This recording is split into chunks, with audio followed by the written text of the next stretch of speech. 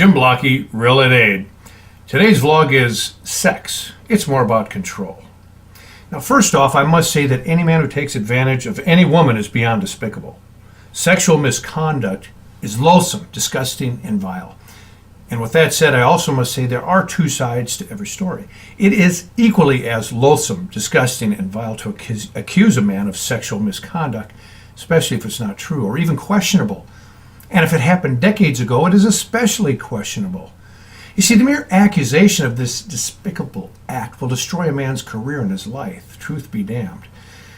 Especially if it happened decades ago. You see, society was different 20, 30, 40 years ago. That was our sexual revolution. Everyone was jumping into bed with anyone. Drugs and alcohol were unbounded. The boundaries of sex were pretty much limitless, so it's pretty hard to make a realistic sexual misconduct allegation from back then. It may not seem right, but it's true. Today our newspapers and our TV news stations are flooded with sexual conduct accusations, and many of these accusations are serious, but many of them are false, or at least open for suspicion, and many are ridiculous. Laura Ingraham had a woman on her show who was so devastated that she went back to her desk and tried to recover because she left a senator's office feeling like a piece of meat because the senator told her she looked nice and asked her to twirl for him. My wife totally lost it when she heard that.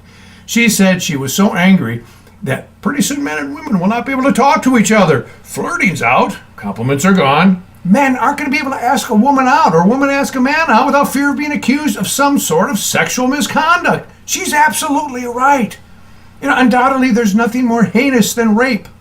Coping a field, talking dirty, sexual innuendos, and the likes are unacceptable and disrespectful to any woman. See, I still believe a woman must be treated as special as God intended. However, with that said, we also must remember that being accused of these things is just as heinous. So we must be sure of its validity as to not ruin an innocent man's life. See, my fear is that immoral women and men may begin to use this as a means of control. And I've already seen it in the classroom where teachers have been threatened by students.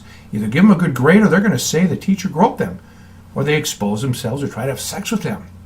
Now, if kids are doing this in the classroom, you can bet it's happening in the business world also.